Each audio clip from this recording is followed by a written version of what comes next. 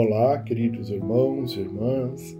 É uma alegria imensa estarmos juntos hoje para refletir sobre um ensinamento tão profundo e necessário do Evangelho de Jesus, a parábola dos servos inúteis. Muitas vezes, essa parábola pode nos causar estranheza por sua aparente dureza, mas veremos que, sob a ótica da doutrina espírita, ela nos convida a uma elevação moral e a um serviço mais profundo.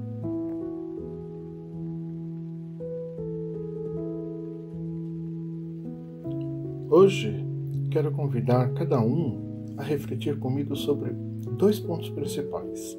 Primeiro, vamos perceber juntos que nosso verdadeiro valor espiritual está justamente em fazermos mais do que o mínimo, em ir além do que é esperado de nós.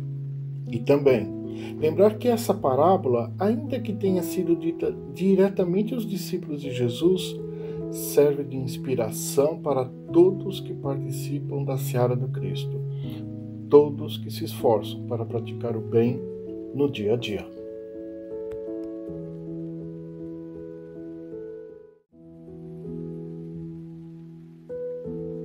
Para compreendermos plenamente a mensagem de Jesus, é fundamental nos transportarmos para a época em que ele vivia.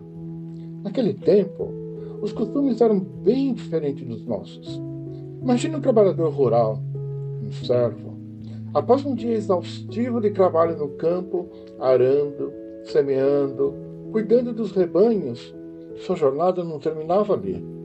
Ao retornar para a casa do seu senhor, ele não era convidado a descansar e comer imediatamente. Pelo contrário, seu dever era primeiro preparar e servir a ceia ao seu patrão, e somente depois, quando o senhor estivesse satisfeito, é que ele poderia cuidar de si mesmo e de suas necessidades.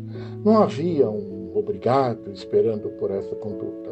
Era simplesmente o que se esperava dele, o cumprimento do seu dever.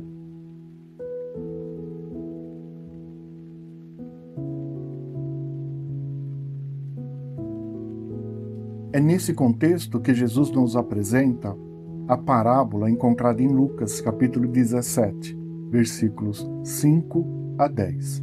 Então, disseram os apóstolos ao Senhor: aumenta-nos a fé.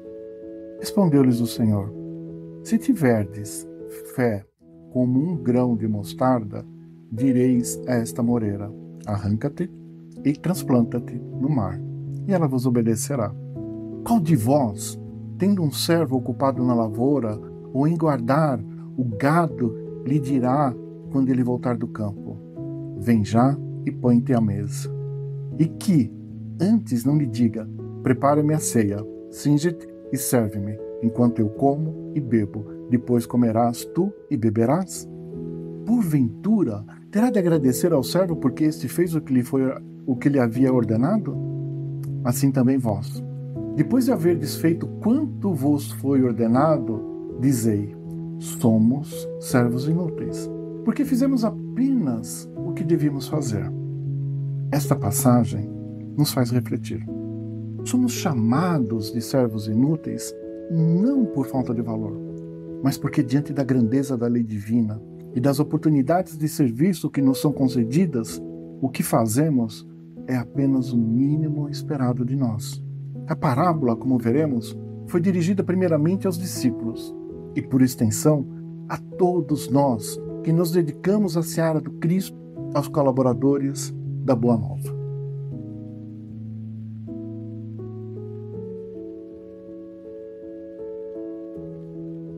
E para complementar essa reflexão, vale lembrar outro ensinamento de Jesus registrado em Mateus, capítulo 5, versículo 41. Se alguém te obrigar a caminhar 1 milha, vai com ele 2. Aqui está a chave para compreendermos o verdadeiro mérito, não apenas cumprir o que nos é pedido, mas ir além, por amor, por devoção, por um impulso genuíno de servir. Não apenas Mateus nos convida a caminhar 1 milha a mais, mas assim como Allan Kardec, na pergunta 642 do Livro dos Espíritos. Kardec pergunta: para agradar a Deus e assegurar a sua posição futura, bastará que o homem não pratique o mal? E os Espíritos respondem a Allan Kardec: não. Cumpre-lhe fazer o bem no limite de suas forças, porquanto responderá por todo o mal que haja resultado de não haver praticado o bem.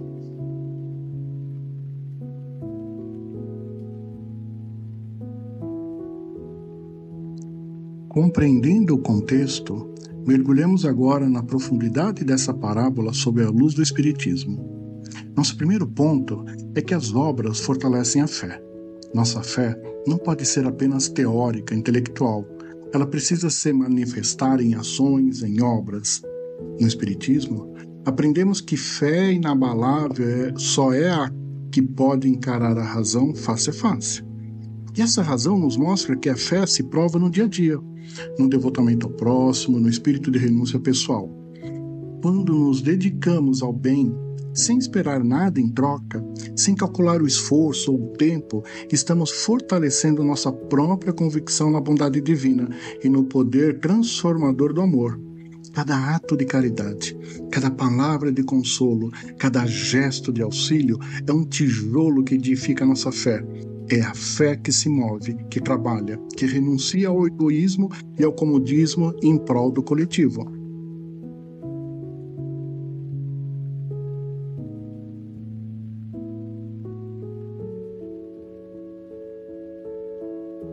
Amigos, vamos refletir sobre a renúncia como uma chave para a verdadeira liberdade espiritual.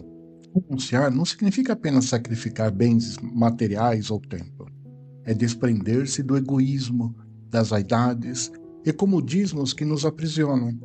É a coragem de ir além do meu, do eu, e de expandir nosso olhar para o nós. Quando renunciamos por amor, por caridade desinteressada, nos libertamos das amarras do orgulho e damos um passo essencial rumo à evolução espiritual. Não se trata do quanto fazemos, mas do modo como fazemos. Como Jesus nos ensinou: acumulai tesouros no céu. Pois tesouros materiais pouco significa diante da riqueza espiritual que a renúncia voluntária e amorosa proporciona.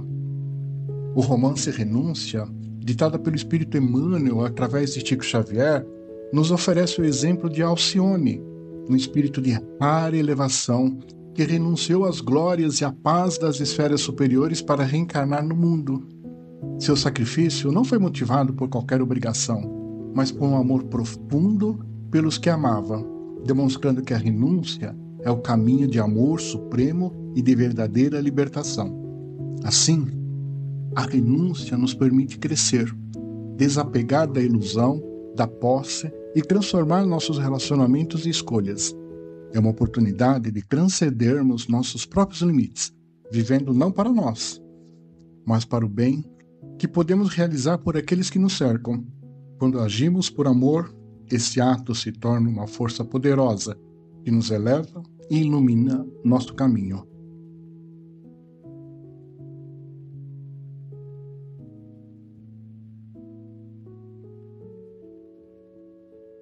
Queridos amigos, neste ponto chegamos ao coração de nossa reflexão, a caridade ativa, que é um gesto transformador de amor.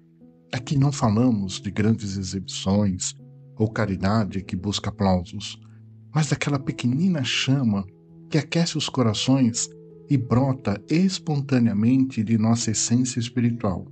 A verdadeira caridade não faz distinções nem preconceitos. Não se estima pela grandiosidade da ação, mas pela sinceridade e humildade com que é praticada. Pode se exprimir por um prato de comida a quem tem fome, por uma palavra de encorajamento a quem enfrenta dificuldades ou por um gesto simples de acolhimento e compreensão. Ainda mais importante, ela não espera reconhecimento.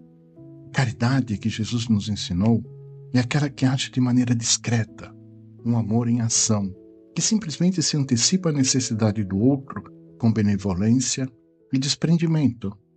O apóstolo Paulo, em sua carta aos Coríntios, nos oferece uma lição grandiosa. Quando mesmo eu tivesse a linguagem dos anjos, o dom de profecia, conhecesse todos os mistérios e possuísse a fé capaz de mover montanhas, se não tiver caridade, nada serei. Ele conclui com sabedoria divina. Agora, pois, permanecem estas 3 virtudes: a fé, a esperança e a caridade. Mas a maior destas é a caridade. No Livro dos Espíritos, na lei de justiça, amor e caridade, aprendemos que esta é a maior das leis morais. Allan Kardec, na pergunta 886, pergunta: qual é o verdadeiro sentido da palavra caridade? Como a entendia Jesus? A resposta é bela e desafiadora. Benevolência para com todos, indulgência com as imperfeições dos outros e o perdão das ofensas. E na pergunta 888A, Kardec destaca: o homem de bem que compreende a caridade como Jesus vai até o infeliz, sem esperar que ele estenda a mão. Esta reflexão nos lembra que a caridade ativa é a virtude que nos redimensiona espiritualmente, conectando nossos corações de forma genuína ao próximo. Vamos cultivá-la diariamente, não como uma obrigação, mas como uma expressão natural de nosso mais puro amor.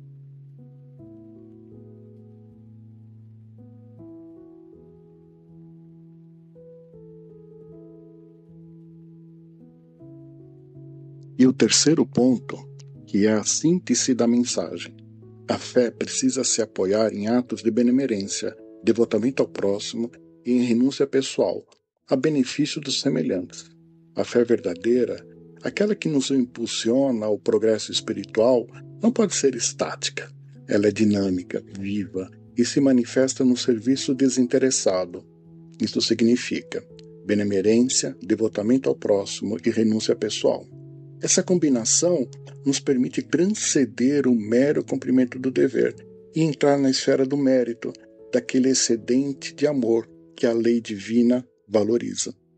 Na pergunta 888A do Livro dos Espíritos, gostaria de destacar um trecho que deveria orientar a todos nós. Sede doces e benevolentes para todos, que são inferiores. Sede doces e benevolentes mesmo em relação aos seres mais insignificantes da criação e tereis obedecido à lei de Deus.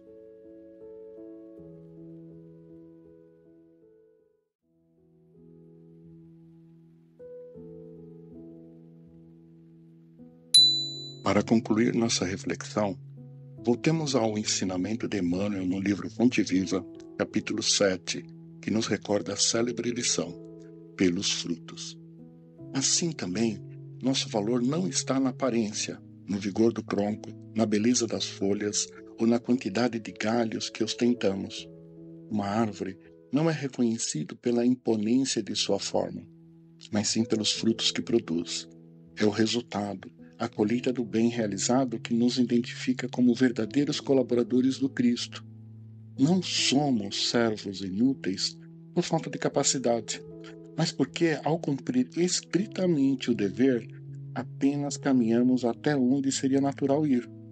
O mérito, a verdadeira excelência, reside em ir além, em fazer por amor o que não nos foi imposto, em oferecer o algo a mais de nós mesmos, tal qual a árvore generosa que não se contenta em ser admirada, mas se entrega ao servir, abastecendo a vida ao redor com os seus frutos.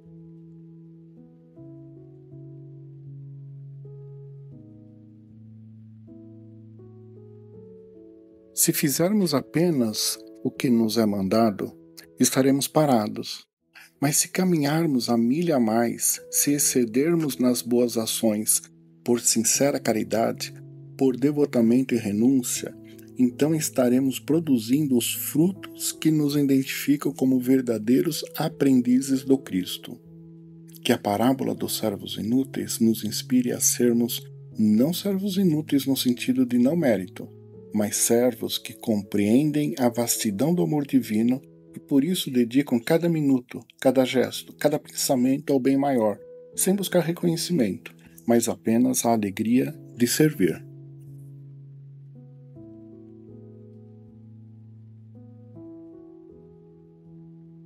Que possamos sempre nos perguntar: o que posso fazer a milha a mais hoje pelo meu próximo, pela minha família, por mim mesmo e meu aprimoramento espiritual? Deixe suas perguntas ou reflexões nos comentários do vídeo e eu lhe responderei a todos. Muito obrigado a todos que ficaram até o final do vídeo. Se você gostou deste vídeo, não esqueça de curtir, comente o que você achou e compartilhe com quem possa precisar. Que a paz e a luz do Cristo estejam conosco.